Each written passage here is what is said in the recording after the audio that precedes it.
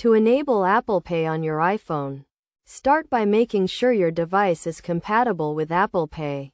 This feature is available on iPhone 6 and later models, including iPhone 6 Plus, iPhone 6s, iPhone 6s Plus, iPhone SE, iPhone 7, iPhone 7 Plus, iPhone 8, iPhone 8 Plus, iPhone 10, iPhone XS, iPhone XS Max, iPhone XR, iPhone 11, iPhone 11 Pro, and iPhone 11 Pro Max.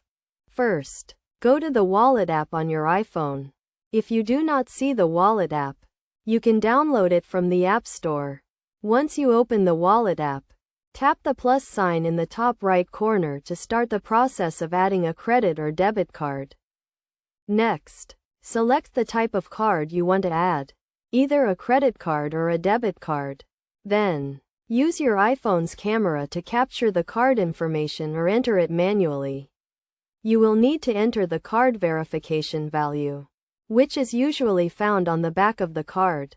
After you enter your card information, your bank will verify your account. You may be asked to provide additional verification, such as a phone call or a text message, to confirm your identity. Once your account is verified, tap Next to add the card to the Wallet app. You may be prompted to agree to the terms and conditions of using Apple Pay. Read through the terms carefully and tap Agree to continue. Your card is now added to the Wallet app and you can use it to make payments with Apple Pay. To use Apple Pay, hold your iPhone near the contactless payment terminal and authenticate with Face ID, Touch ID, or your passcode. You will see a confirmation on the screen when the payment is successful.